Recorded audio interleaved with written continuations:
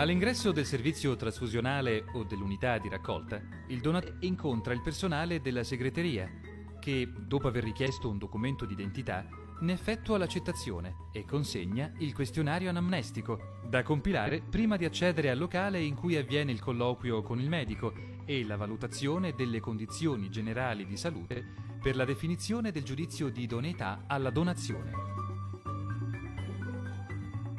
Al donatore viene quindi determinata l'emoglobina. Se il valore rilevato rientra nei parametri stabiliti dalla normativa, viene avviato al colloquio medico per il giudizio di idoneità.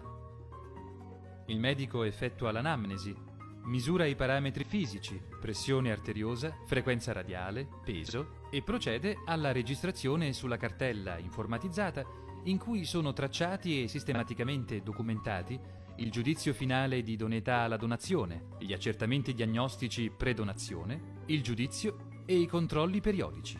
È identificabile il medico responsabile della selezione che ha effettuato la valutazione finale di idoneità. Prima della donazione viene quindi acquisito il consenso informato del donatore.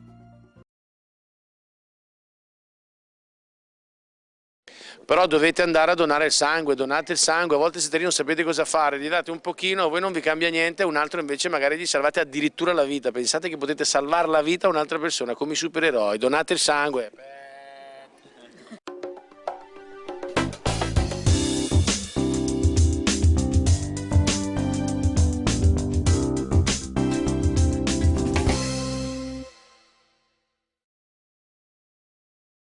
Allora, siamo ormai in un'epoca in cui tutti chiedono di donare qualcosa, tramite SMS, per varie associazioni, ma c'è una cosa solo, che quando la donate è veramente parte di voi stessi, il sangue. Quindi lo dico ai giovani, ai meno giovani, a tutti quanti, ricordatevi che donare il sangue è una cosa molto importante, date veramente la vostra vita per dare la vita a qualcuno. Unico appunto, io sono di Genova, quando dono il sangue poi lo rivoglio indietro.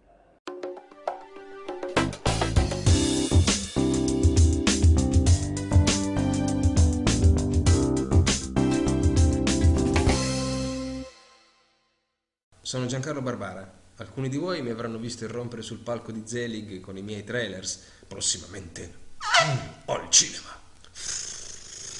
Quando un compagno di svago diventa una figura fastidiosa. Tom guarda Cenzanetti che recupera la palla, scatta sulla fascia, la passa a Kivu che viene messa a terra regolarmente. Bravo Kivu, eh? Sì, ma io gli succhio tutto il sangue. Stai tranquillo, aspetta che c'è Nagatomo, si prepara a battere la punizione, tiro, traversa. Peccato! Sì, è un peccato se non gli succhio tutto il sangue. Basta. Può essere che con te non si può guardare una partita. L'intervista col vampiro. Al cinema. Beh, a parte i vampiri che sono figure immaginarie, ci sono persone reali che hanno bisogno di sangue. Hanno bisogno di te. Donare il sangue è una mossa intelligente. In questo modo il tuo si rigenera e un sangue rigenerato fa bene alla salute, fai un favore agli altri, ne fai 10 a te. Insomma, è una cosa intelligente. Vai a donare il sangue. Sei ancora lì? Ciao.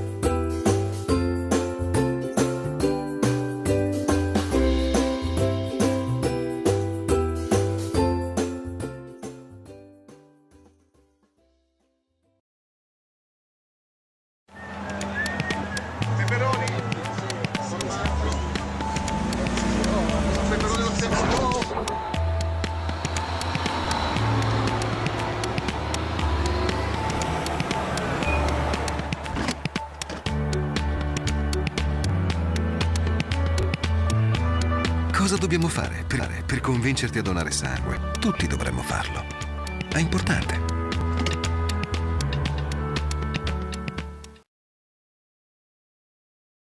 Donare il sangue è semplice e importante. Ciao, benvenuto.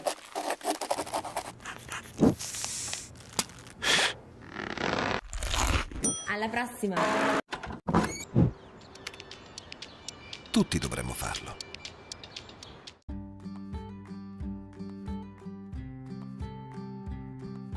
Donare il sangue è una scelta alla portata di tutti.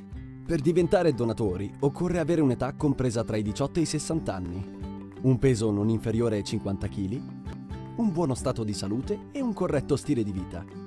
I donatori periodici possono continuare a donare fino al compimento del 70° anno in base alla valutazione medica dei principali fattori di rischio correlati all'età.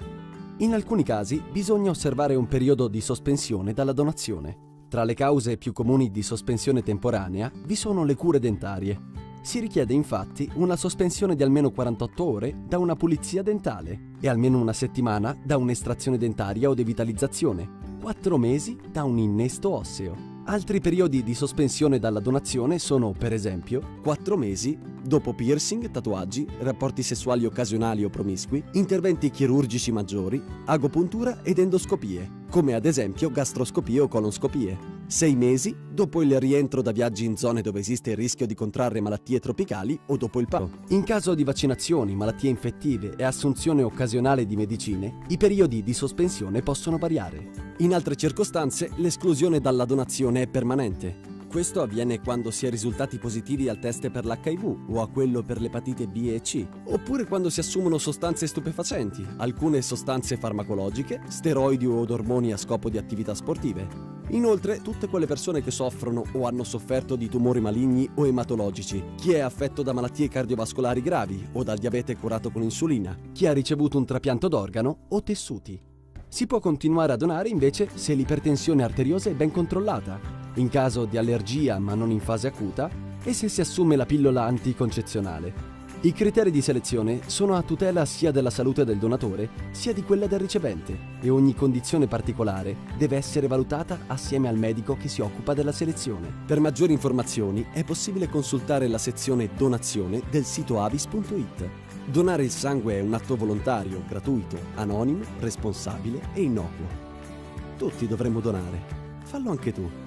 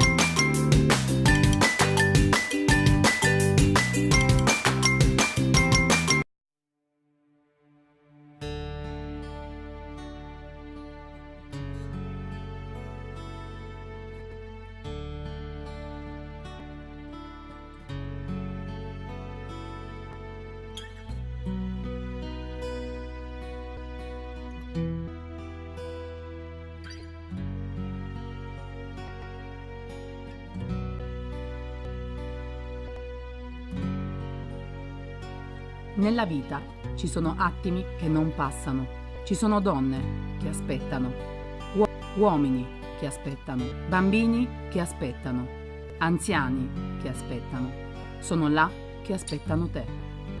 Dona sangue, la vita non può aspettare.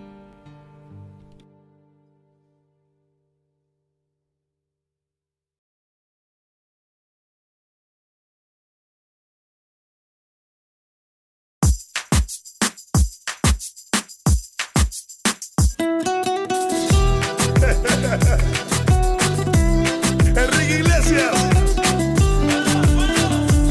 gente de zona, decime.